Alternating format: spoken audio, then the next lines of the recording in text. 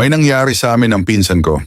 Isang wild na gabi po sa inyo, Kuya Junjun, at sa mga sumusuporta sa inyong page. Sana po ay mapili niyo ang aking kwento. Ako po si Jerome, na taga Cagayan de Oro, pero lumuwas po ako ng Maynila dahil natanggap ako sa ina-applyan kong trabaho sa Korea bilang factory worker. Pero habang inaayos ko ang aking papeles at medical, ay nakitira muna ako dito sa tiyuhin ko sa Pasig hanggang sa makaalis ako ng bansa. At doon ko nga nakilala ang pinsan ko na si Donna. Tahimik lang si Donna. Pero feeling ko ay may tinatagong kulo.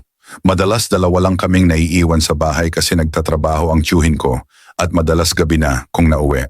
Palagi kong nakikitang nag-e-exercise si Donna sa sala nila. Suot ang hapit na damit at maiksing shorts, tapos wala siyang suot na bra.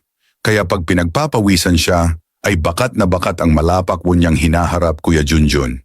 Hindi ko alam kung bakit ako ganito sa pinsan ko, Kuya Junjun, pero sa tuwing nakikita ko ang bakat niyang pakwan na umaalog na parang bola sa laki, ay tinatayuan ako.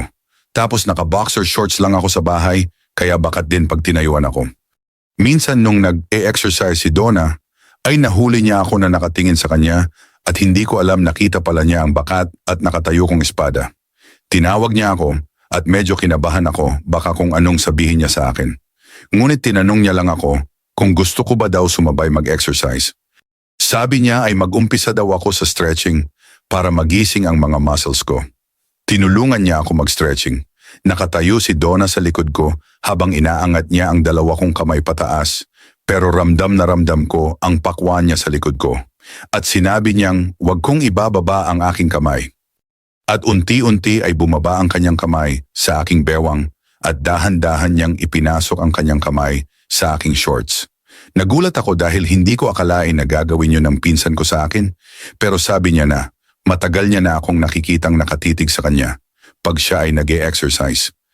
At bigla niya ako hinarap sa kanya, sabay baba ng aking shorts, sabay sa aking espada.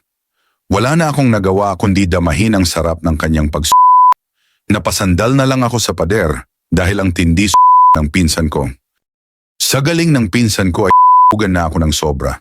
Kaya binuhat ko siya sa sofa at tinira ko siya ng Ang lakas umungol ng pinsan ko kaya feeling ko ay rinig na rinig kami ng tao sa labas. Pero wala na akong pakialam dahil grabe na ang na nararamdaman ko sa pinsan ko. Hindi ko akalain na magagawa namin ng pinsan ko yon, pero hinahanap-hanap ko yon, lalo na ngayon na andito na ako sa Korea.